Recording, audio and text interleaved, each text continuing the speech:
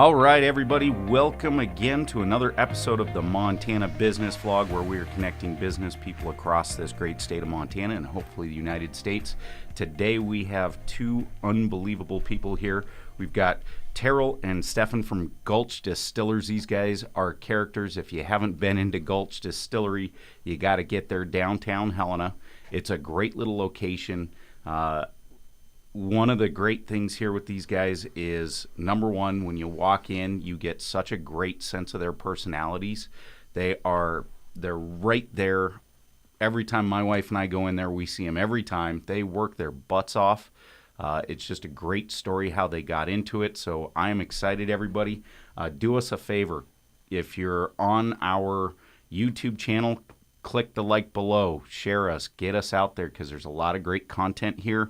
We are here to help business people learn and grow, and these are two guys that are going to have a great story for us. Also catch us on our podcasts, on every social medium out there. We are really just trying to spread the word that you can build a very successful business in Montana. You don't have to be in a big city.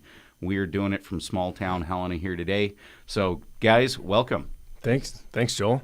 Well, it's awesome to have you here. One of the things we were talking about beforehand is, how did you guys come together to start a business, a partnership here? Because I hate the saying that I hear all the time, you know, if you're going to go start a business, why start it with somebody else when you can do it yourself? I think is so short-sighted. It just fundamentally misses the mark on how two people can come together, do it the right way, the right personalities, and you've got two minds working better than one. Right.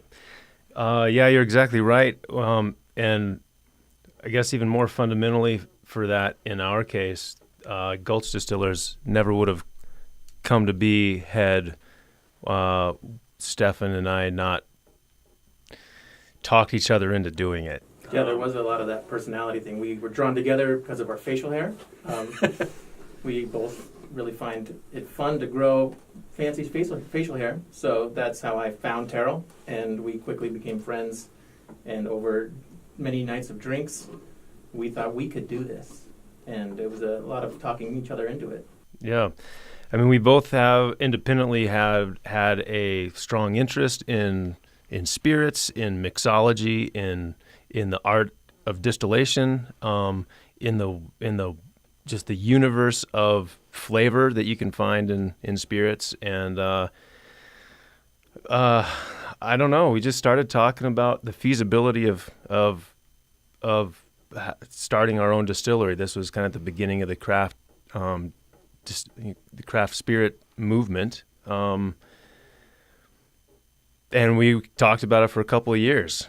Yeah, we worked through kind of a home process of making cocktails, looking at other products on the market, and eventually, after probably 2 years of talking about it, we kind of made ourselves an ultimatum, like we have to do this the next year or it's never going to happen.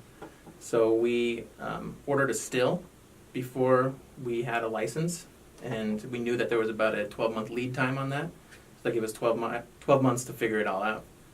We attended a workshop in Washington about starting distilling businesses, where we kind of, honed into what we wanted to do, and it all kind of fell into place after that. We came back from that class looking at spaces in Helena and looking at other opportunities around the state. We then kind of reached out to the local distillery here in Helena, Triple Divide Spirits, asked them for some advice, and they proposed the option of us buying them out and taking over their space, which really leapfrogged us up in the business. We were able to walk into a functioning distillery that already had products on the shelf, which kind of a unique situation to be in. Mm-hmm. Yeah, it was that presented a whole different challenge, because the State Department of Revenue had never dealt with the sale of an operational distillery before. And so it was kind of a learning experience for them. It was a learning experience for us, how you transfer the license with all of the assets and the brand and the business and that functioning enterprise. And it was It took a long time. It was frustrating. To hear But the we answer from worked the through state that they've never done this before was kind of disheartening for us, because we wanted to get in there, we wanted to tell people about us and our new brand, and we couldn't. So after, it was about 9 months? It was 5 months, I think. It took a long time. It took a while. So we just had to keep our heads down and kind of keep things functioning, waiting for all the paperwork to transfer or to process, and then we were able to kind of raise our flag and claim ownership and tell everybody and start evolving the brand and the experience into our image. So what were some of the things you guys did or talked about to make sure that you two would be a good fit to be business partners? It just started with this shared vision and this shared passion, and this would not have happened had we not found each other and discovered the shared interests we had, because we talked each other into it. I never would have gone into this venture by myself. I would never have done it. We almost dared each other to do it, and we called each other's bluff, and so here we are. But it was really helpful kind of working through, taking it seriously and coming up with a business plan, going to school together, and then like working through the beginning stages of coming into that business. It was a really good. That was a lot of challenge, a lot of opportunities for us to kind of feel each other out as business partners, as potential partners. Taking on tangible challenges. With different skill sets as well, which really led to the partnership work. Yeah. Different passions. Tyrrell is excellent. He's got an excellent nose, excellent taste, and is very passionate about the distillation process, which is great. He's there running the factory and taking care of the nuances that make our product so unique. The big thing for us, Tyrrell and I were both born and raised in Helena, and we really wanted to focus on Montana grown things and make it a completely Montana product, or as Montana as possible. So that was a big part of it. I remember the night that we dared ourselves to do this was at a Scotch tasting. We're tasting all of these wonderful products from all over the world, and really looking at where place played a big piece in the product. And that's, we are very passionate about Montana and Helena especially, so it was a chance for us to share our love for Montana and put it in a bottle and share it with other people. Well, I also love the fact that you guys created your own deadline. You forced yourself, as I understand it, when you bought that still, you said, we can't go back. That's right. Yeah, because it was, we anteed up, and we had to find a home for this still. Otherwise, it was going to sit in a garage and collect dust, because you got to have a permitted space to use your equipment, and you have to get the equipment permitted. And so we ordered it, and that gave us a solid deadline to figure everything out. And we knew everything was going the right way when that still showed up about 2 weeks after we bought the distillery. So it all happened in the right time. So something else there that you said too. You went to talk to Triple Divide Distillery, right? I see so many times when somebody wants to get started in a business and they're afraid to go ask what might be viewed as their competitor, to go ask questions. And it surprises me that people hold themselves back, because so many business owners don't see or wouldn't see you as a competitor. They want to share that info, right? Right. And, I had, Tyrrell and I both have other jobs besides the distillery. And in my other job, I worked for the Montana Brewers Association, where I spent a lot of time learning about breweries and how, they are competitors, but they also are sharing that info and working together to better the whole industry. So that was why we felt comfortable going right into another distillery to ask them their thoughts and their experiences, sharing information about distributors and things like that. And yeah, we were just kind of surprised when the option hit the table that we could just take over this functioning distillery. So it all fell into place. Yeah, not how we planned it at first, but that's kind of how it came together. And I don't know that it would have worked out any other way. I mean, things have a way of working out, it seems. So yeah, the biggest hurdles we've found in this industry is just regulations, and there's a lot of red tape to go through. And to be able to walk into a permitted location was very lucky for us. Yeah. There's only a few manufacturing zones in Helena, and to be able to find one that was already set up really was a help for us. What were some of the biggest challenges you guys had coming together as a partnership? I think time has been the biggest issue. You know, Tyrrell and I both have families, and we both have other jobs.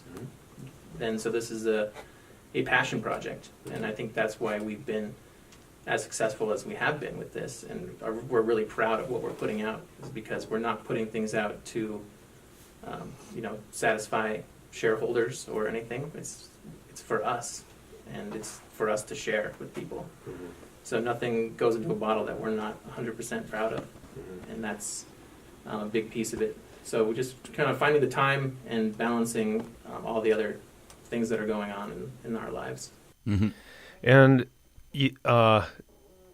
as we grew into the distillery and kind of figured out, as we were figuring out the business and figuring out our brand and cultivating it, and it kind of grew organically, but we were figuring out our partnership as well. We've kind of organically figured out our niches within the business, where we are both most effective, where we come together and figure out problems together and brainstorm and talk through different issues and different scenarios. It can be a challenge to get on the right page, but ultimately we both want the same thing. We both want a successful, thriving business, and it is an extension of both of us, but it's independent of both of us as well. And so, it's just kind of having a greater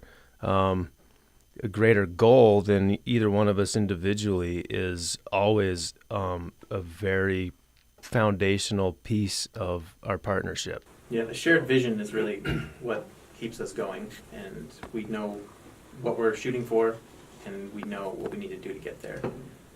And there's just open communication too. We're always shooting ideas around and problem solving, and just making sure that everything is running smoothly.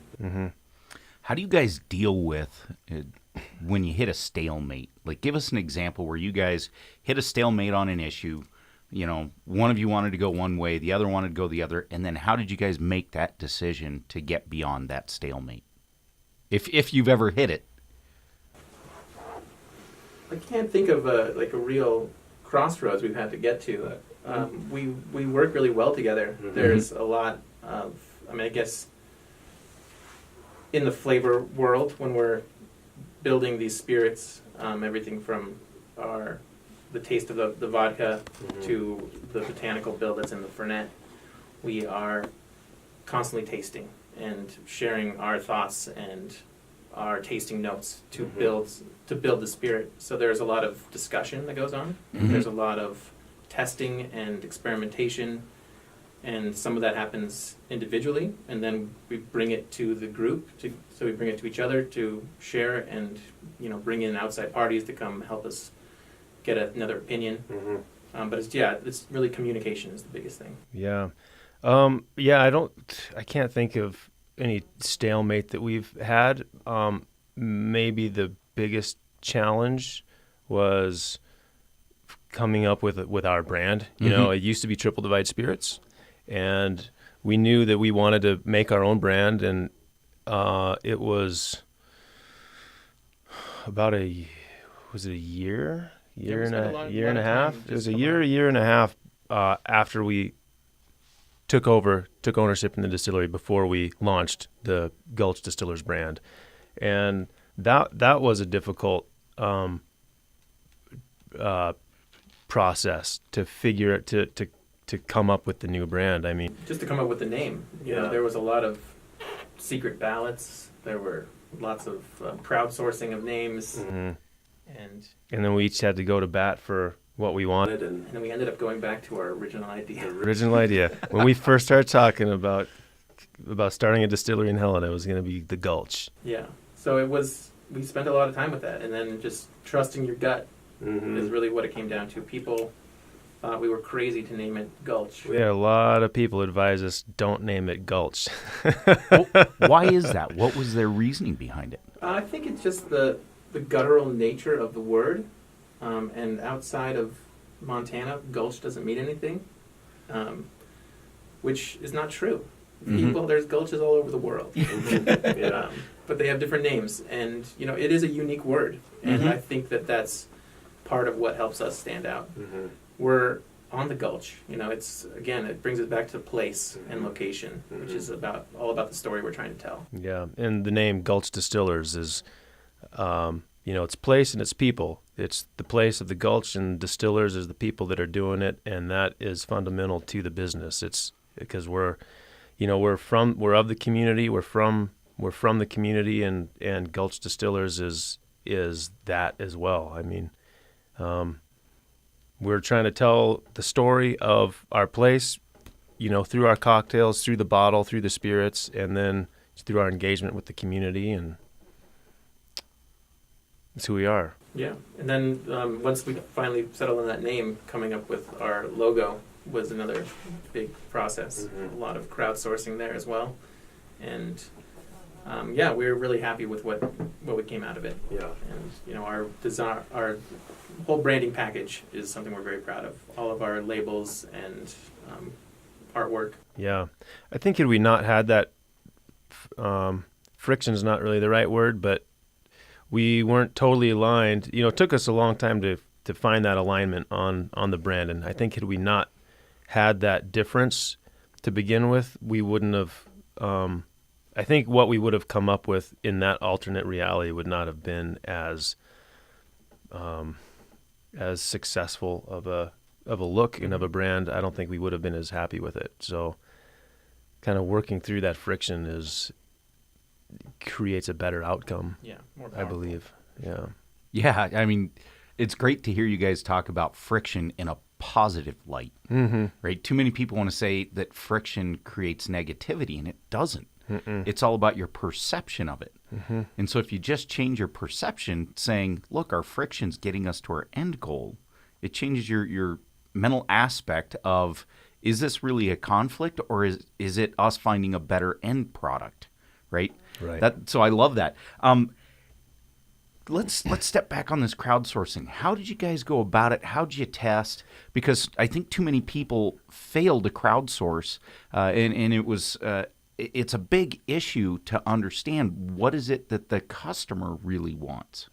Yeah, we reached out to our friends and family. We created a poll online with, after we had vetted a number of possible things that we would be happy with, we wanted to get it out there and see what the people wanted. And we did a number of rounds of that, and everything from just kind of anonymous online polls to actually bringing people together to show them and just watching their reactions to it. I mean, that's a big piece, is how, at least for our product, is how does it look, and we want to see what people think when they see it and how well it looks next to other products. We're dealing with a small shelf of booze at a bar. We needed to make sure ours stands out and looks different than everything else, but still has a place.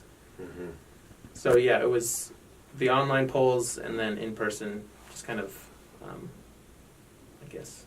Yeah, and the results of that crowdsourcing were inconclusive. I mean, the only conclusive thing was don't name it Gulch. So that's what we went with. Yeah, that's what we went with. Everything else was kind of... Yeah. Once you give people lots of options, they will choose lots of options. We just have found that, again, trusting our gut and taking that criticism and their comments and helping them make us a stronger brand. Excellent. So with that then, so you guys end up buying Triple Divide. You get started. What were some of the difficulties in getting up and running besides, we know that the dealing with the agencies, both federal, because you've got to deal with TTB, then you've also got to deal with the Montana Department of Revenue. The licensing process itself, like you said, takes 5, can take more months sometimes. But what were some of the other hurdles? Did you have financing hurdles? How'd you get over those? One of the biggest hurdles for us was the product as well. We wanted to, put our recipe in the bottle, so we had to we revamped the current Triple Divide products that were on the shelf with our own recipe and processes. We were also learning new equipment that we had taken a class on, but it's illegal to practice distilling, so you can't. A lot of the breweries that open, they are home brewers. Distilleries, you would be breaking the law to practice at home. Yeah, it's all theory. You all the practice you can do at home is theory. It's reading, it's YouTube videos, it's going to taking classes. So we knew how the machines worked. We just had to fine tune them and understand how to make our product in the factory that we have. Our factory is very small, and we have a lot of challenges just based on space alone. So we are not your traditional distillery.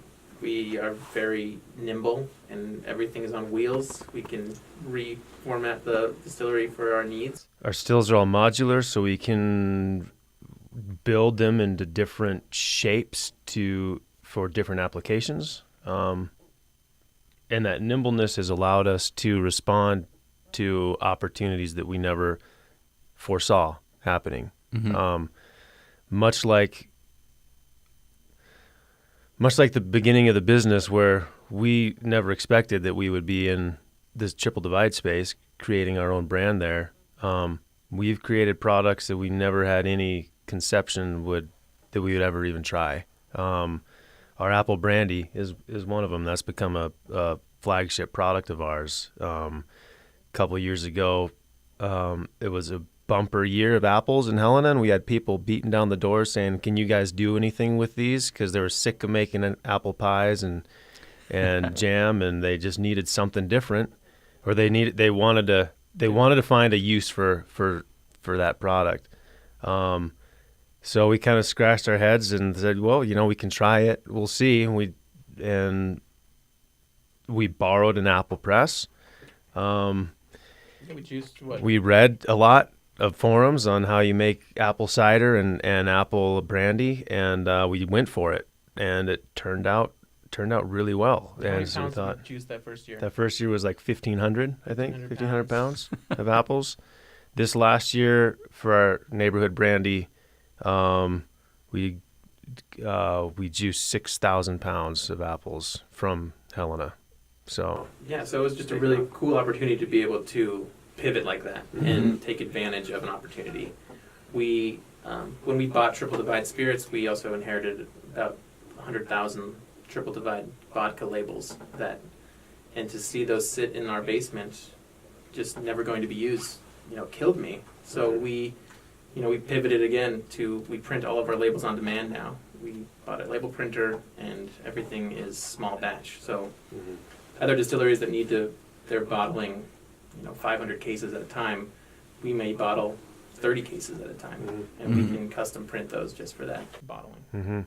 Yeah, so we've done some real small batch stuff. In another experiment, we did this pumpkin ale spirit this last year with Lewis and Clark Brewery's pumpkin ale. We had 13 kegs? 16 kegs. 16 kegs of that beer that we double distilled. We treated it like a whiskey. We double distilled it through copper pot stills and then aged it in oak barrels for 6 or 7 months and released this really cool, unique, whiskey-esque spirit that is very clearly from pumpkin ale. But we only had like 70 bottles come out. And because of the nature that we have built the business to print our own labels and to position ourselves to do small batch stuff, it was no big challenge. It was just a fun experiment that turned out right. So Yeah, and that's kind of what we're priding ourselves on, is that we are the small batch place that can do those kind of unique projects and take advantage of things that are happening around us.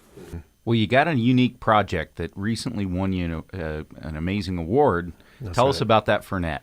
How did it come about? What made you think this would be a cool thing? The Baroni Fernet is America's #1 spirit right now, #1 craft spirit. We won a gold medal, best in class and best in show at the American Craft Spirits Association Awards, which is a huge honor. Definitely not expecting it. Tyrrell and I, we enter these contests more to get feedback from experts. So we are talking, we submit our product, and they give us tasting notes back, and they help us refine what we're doing. But to be honored with that award, really was great. Yeah, Exciting. it blew me away. Yeah, we started making this product. I took a class down in Boulder, or in Golden Moon, Colorado, at Golden Moon Distilling. The guy there is a botanicals expert. He's the only member of the UK Gin Guild from the US, and he is the largest collector of antique distilling texts in the world. And so I was able to, during the class, he was sharing his recipe books with us, these old antique texts, and just kind of jotted down some notes from there, and was able to bring that back to the distillery and say, hey, let's play with this and let's try. So we worked through that recipe, added some of our own ingredients that we can grow in Montana, and just tweaked it to make it ours. The genesis of the idea for this distillery was founded really in whiskey. That's when we were talking about it, and that's kind of what we had envisioned because of the great grain and water that you can find here in the Big Sky State. But we also share a love for weird spirits and bitter liqueurs and herbal things, and so with this Fernet recipe that we started with, that Steffan brought, we started playing with that. We realized, hey, why not? Why not try to make an herbal liqueur? Nobody else in the State's doing it. The herbal liqueurs are really neat too because they're all very specific to place. In Italy, this category of Amari, every little village has their own, and you can keep buying things that have the same name on the bottle, but they taste completely different. It's all about what grows in that area. So everybody in Montana, when they open a distillery, all distilleries everywhere, when they open, they sell vodka, gin, and clear spirits because they are straight to market. Like us. And we wanted to find an opportunity to stand out. And Fernet is a very polarizing spirit. Not everyone likes it. We've definitely developed a lot of palates with it, though, because people all of a sudden taste something they're not used to and are very excited to have something new they've never tried. And that's a very different spirit for Montana. I mean, 90% of the people that come into our tasting room have never had an experience with Fernet before. They don't know about it. So we do a lot of education on not only on craft distilling and what we are, but on that spirit in particular, because it is so foreign to so many people. But that's been a real fun one. That's a passion project within our passion project of the distillery is the Fernet. And, we didn't create it because we were going to reach a wide audience and make a ton of money on it. We created it because we wanted to, and because we wanted a good, interesting, bitter liqueur on our shelves. And fortunately, we've been able to share it with people, and, amazingly, we have won major national recognition with it. So that's been a real validation for this risk that we took making it, and all the challenges along the way, and all the sleepless nights, putting this stuff together. Like, wow, I guess we're doing something right, or we did. No, it was a great honor, and it's exciting for the future of it as well. With this kind of recognition, we're fielding a lot of requests for it around the country, and just trying to, again, navigate those rules and figure out how we can get them to the other mouths around the country. So You guys talk a lot about your customers. Mm-hmm. I love it because it means you spend a lot of time trying to understand who your customers, clients, what their flavor palettes are, what they're looking for. What are some unique ways you go about that? So our tasting room is kind of our flagship location. That's ground zero of the brand, and our goal there is we make the products right there, and then we can offer them to our customers and give them an opportunity to taste the spirits by themselves, or we also have a cocktail program that has about 30 drinks on the menu, showing people how they can do these things at home and take a bottle with them so they can go home and make the same cocktails we make. We share our recipes. Everything is very accessible. Once a month, Tyrrell and I teach a cocktail class down in the tasting room where any of the secrets of how we make our syrups, how we make our garnishes, to playing with new ingredients. Our last class was based on tea, using tea in cocktails. So we did some nice tea syrups, some infusions, and just some different techniques that we are playing with behind the bar and showing the public how to do that at home with our products. Mm-hmm. And the tasting room is a really great place to have, two directions of communication with our customers. We can educate them on the spirits, on what we're doing, on how you use it, but we can also get instant feedback from consumers on what they think, on how our product's being received. And the factory's on the other side of the wall. We can respond immediately to that customer feedback. So it is the tasting room is ground zero for the brand. It's educational. We want it to be educational for our customers. We learn from people that come in and share some ideas or cocktails that they've made with our spirits, or it's a really great meeting place. And there's a lot of, it's very stimulating. There's a lot of creativity that happens there, and obviously a lot of communication, which is so beneficial for us. It's beneficial for the brand. And, one of our goals too is just to cultivate cocktail culture in Helena. Helena is a real beer drinking town, and I think that cocktails have sort of a reputation of being not that approachable, and we're really trying to make it approachable. They're easy to make, they're really easy to enjoy if you make the right one, and that's part of the driving force behind our cocktail classes is just showing, individually with our customers how easy it is and how easy it can be. What made you think that the class was a great idea, and how has that helped you drive your business further? So the class is a free thing we offer to people. They just need to sign up in advance. We have limited seating, and we do it once a month, so you got to sign up to get your spot. And it was an opportunity for us just to really show another opportunity to educate. We want to show them how to use these spirits. Education plays a big role in what we do.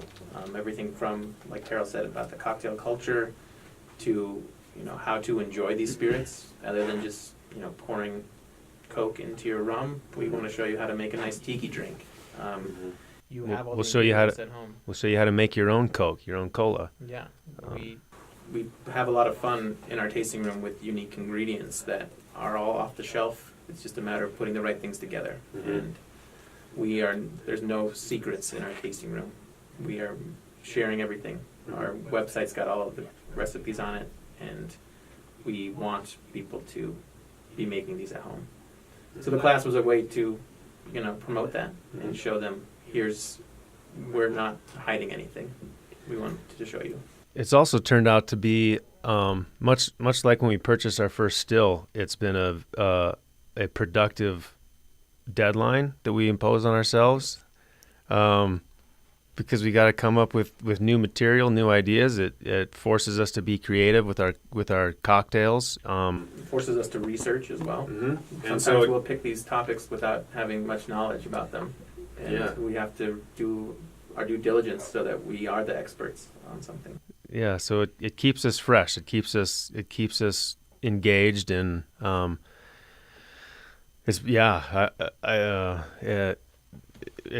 it saves us from becoming too stuck and too complacent with the menu and with the cocktails. And our menu at the tasting room is a bit overwhelming for some people. With 30 options on there, it's daunting, and we want to. We know that, but we also want to give people the opportunity to try new things. Mm-hmm. And every cocktail is on that menu for a reason, but it is daunting when you look at it. But we're making everything with 12 ingredients, so it's not that crazy to think that if you had half the 6 ingredients at your house, you could make 15 different cocktails with them. Mm-hmm. Well, that's part of what I think is such a neat experience when you go in. It's not like you walk into a bar and say, well, I want a rum and Coke. You pick the type of drink you want off the menu. It's like going into a restaurant. Mm-hmm. Yeah, and that's a big difference. We are not a bar. We can only serve 2 ounces a day per person. So we are, rather than giving you a big drink, we are giving you small tastes, and our cocktails are crafted to taste delicious. That's the goal. We want them to be good, and some of them come in small glasses to make that happen. But we're very proud of what's in that glass, and our customers also agree. We like to think we have the best cocktail program in town. So before we move off of this, how would somebody find out the class? Do they go to your website? Where do they sign up? Yep, it's on our website. We send out an email periodically on the upcoming curriculum, but you sign up on the website. You can find out the list of classes on Facebook. We're about to launch our new cocktail series. Yeah, we just finished our winter series with this tea class, was the last one, and So starting in April, we'll have... Yeah, starting, I think that we have to finalize the dates and the topics, but it will likely be that third Saturday in April would be the first one for our spring series. But we'll be announcing that probably this next week. Mm-hmm. Yeah, and some of the other topics we've covered, we thought we might revisit. We did a make your own gin class where we make a high proof vodka that can be infused at home to to be a gin.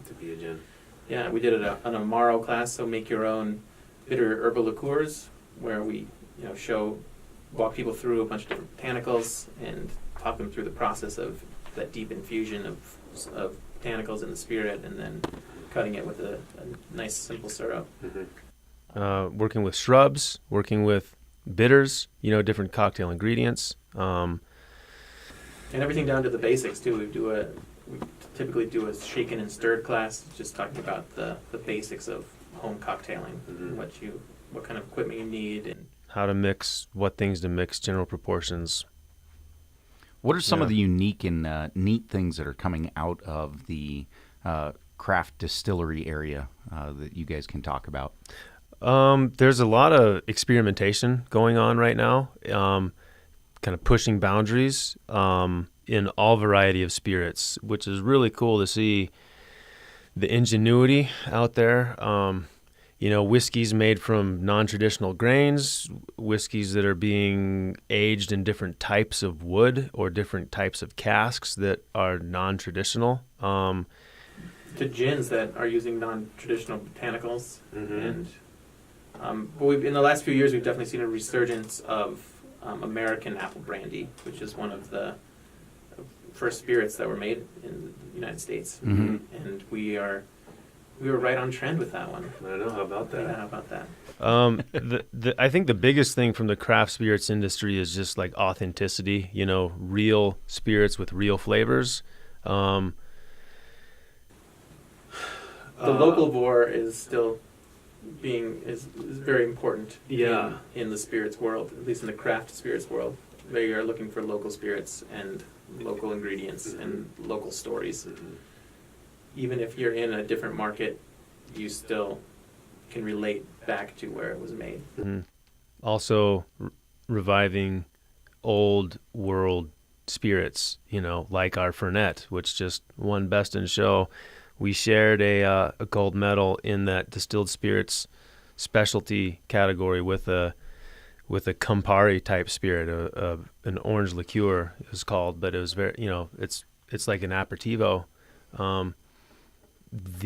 These old world spirits are making not so much a resurgence, but they're being, the craft movement is catching on and reviving some of these older recipes and older styles, and packaging them for a new audience. Yeah, and as the audience is getting more and more adventuresome, they're taking chances on liqueurs they've never heard of, and just seeing how they can fit into a spot on their shelf. Excellent. So you talk a lot about your story in your brand, right? How did you guys come up with that as far as realizing the importance of your story in the brand and in the product? We needed to set ourselves apart, and that's a big piece of it. We needed to become important to our audience, and our story, it's not one we made up. We've been living it our whole lives. Yeah, it's really it's a very authentic story. It's who we are. It's the real story behind the brand. We need to be authentic to ourselves and to the vision, and it's just it's an organic extension of that. It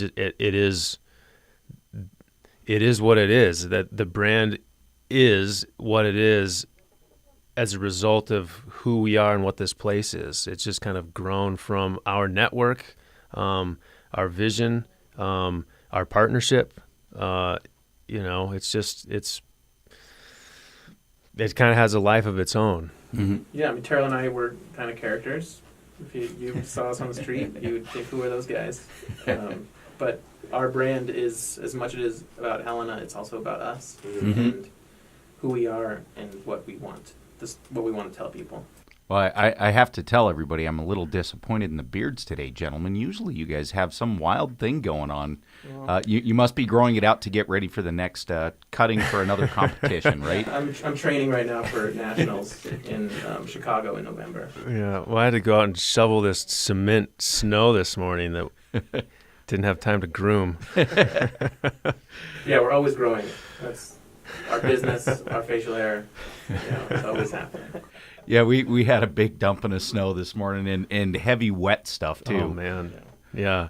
But no, for our audience, it's hysterical. You'll walk into the distillery and you guys sometimes have just the craziest beards going.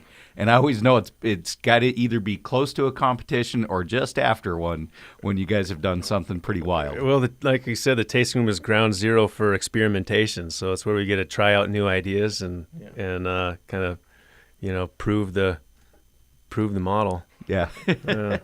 There's a great book out there called Story Branding for, if anybody hasn't read it, it really goes into a lot of the stuff you guys are talking about creating your story in an authentic manner that tells not just what your product is, but it's telling who you are, because people connect with us, right? In our businesses, they want to know who they're doing business with more than what the result of the business is a lot of the times. How do you guys... What got you there? What got you to say, yes, our story is the key to this product? Well, it took some time to realize that. When Tyrrell and I first went down this road, we thought if we make it, people will buy it. Alcohol sells itself, and that is not the case. We have to tell that story, and that we need to be out on the street, showing people, telling people about who we are and what we do, and the the need to, solidify our story and wrap it into our brand was out of necessity to sell our product. Yeah. There are a lot of spirits on the shelf, in any liquor store and in many bars. Like, we get lost on the shelf. It's not every consumer that's gonna take a chance on a $30 bottle of spirit that they've never had before, especially if they've never heard of it before. So we have to get out there and tell the story and rely on, our brand, our fans and our, ambassadors of the brand to also tell that story. We do tastings whenever and wherever we can so that we can, you're not going to know what our spirit's like until you get to taste it. And if we can give you a sample to taste and tell you about the spirit and tell you the brand behind it, then you can remember it and then you'll know what to look for. And that's how we develop, how we, build that following and build that market. 'Cause we're, otherwise we're just another label on the shelf. And so the story is critical in bringing that home and making the product relatable and memorable. Yeah, memorable is the key in this industry. You need to see it at the liquor store, know what it is, and so we are just trying to, get ingrained in people's memory. So how many states are you guys in now? We are mostly in Montana. There are 2 online retailers that have a very, very small amount of our product out of California and in Illinois. But they are small online retailers.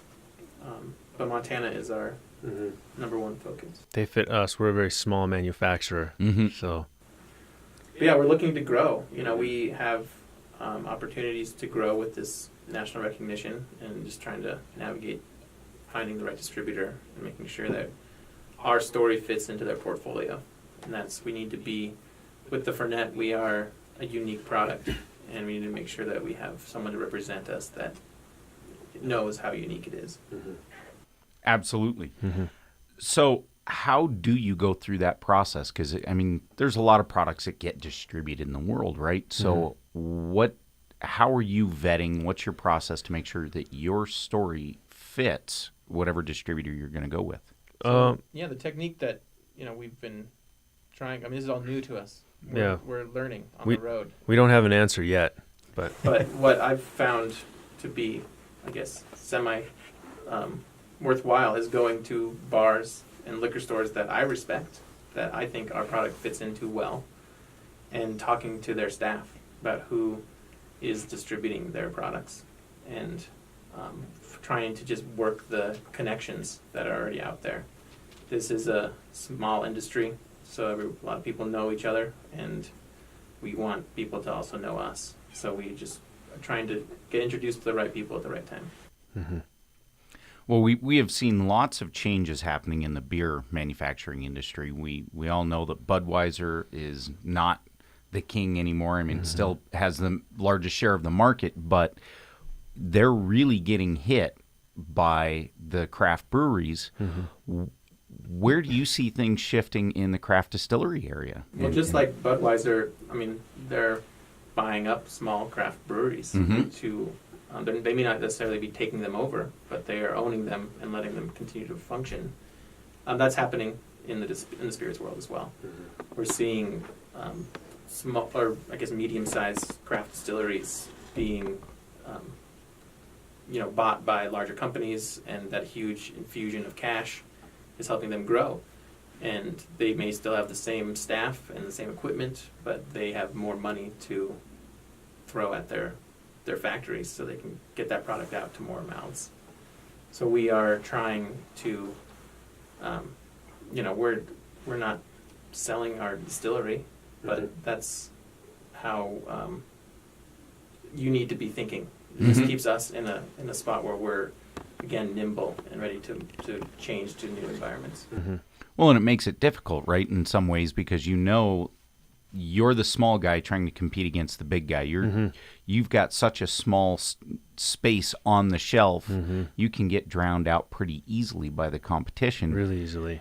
And so what are some additional things that you could give advice when you're competing in a market space like that to say, hey, here's some keys to being successful? Bottom line, the product has to be good. It has to be a superior product. I mean, it has to stand up to the competition, at least. And our advantage against those guys is that we're the local boys. We're the home team. We're making top shelf products from grain grown in Montana. I mean, every time we make a batch, we're buying grain from farmers in the state. In Choteau and Great Falls. Right down the road. I mean, it's when you buy like a national or international brand, your consumer dollars aren't going to a Montana farmer. They're going out. It's leaving the state. I can guarantee you that. So. And same thing with the bars in town too. When they serve our product, they can say this is made right down the street. So the quality's there. The recognition is that's our biggest challenge, right? Is just kind of growing that recognition and the following. But the quality's there and the story's there, and we're very transparent. I mean, anytime somebody wants to tour the factory, provided staff members available to show you, we'll show you what's going on. We don't have any secrets at the Gulch. That's fantastic, right? It's so important to connect with your customer, your client, and get them engaged. Right. The classes are a fantastic idea to create engagement. Right. What do you see as maybe another level or something else out there that creates engagement with your customers, or something that you believe is a big part of who you guys are?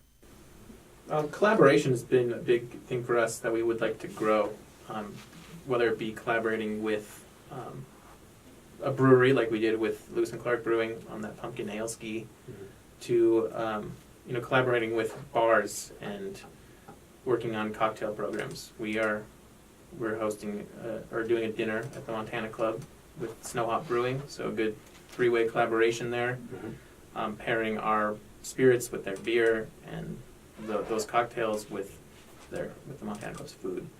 So collaboration is a big key to this industry as well. Yeah, and every other Sunday, we have one of the local bars in town, the Rialto, is doing a craft cocktail pop-up night. So every other Sunday, they've got a very different environment. It's very cocktail oriented, and it features a lot of our spirits. They've been really great to work with to get to, again, to collaborate. We've kind of helped them develop that menu. They're, using our spirits. We're reaching a new audience. We work with their bartenders to kind of develop this cocktails that we make down at the tasting room, as well as some other cocktails that we can't make because we can't serve alcohol that we don't make. That's been a really fun one for us, is like using our spirits the way we use them at home, the way that we're not able to use them in our tasting room, but I guess utilizing or leveraging those partnerships with the bar owners to make real deal cocktails with craft spirits. That's a real joy in this journey. Oh, it's fantastic. You can tell the passion you guys bring to this. It's a lot of fun. We're kind of getting towards the end here, guys. Any parting thoughts from a business perspective that people really need to be focused on when they're coming into a partnership? I would just say, kind of to echo or to go back to your first question, Joel, that this would not have been possible without a partnership. There's two of us. That's twice the brains. It's twice the networks of people, twice the number of advisors.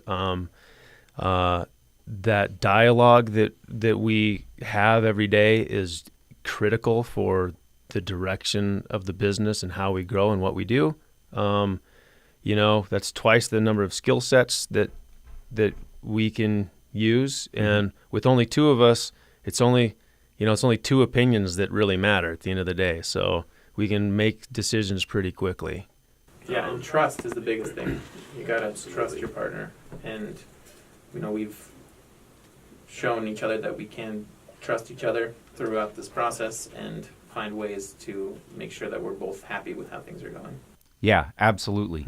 Trust, communicate, right? Right. And believe in the vision. Look at the things that are happening around you with that positive spin, because you've got the unified vision on it. Right. That's fantastic, guys. Steffan, Tyrrell, thank you guys for joining us. We can't wait to see what the next version of the beards are going to be for the next competition, because they are wild. I know you guys have pictures of them up on your website. If you haven't been there, folks, get on the website for Gulch Distillers. Get down there. Get to their tasting room. It is a fantastic experience.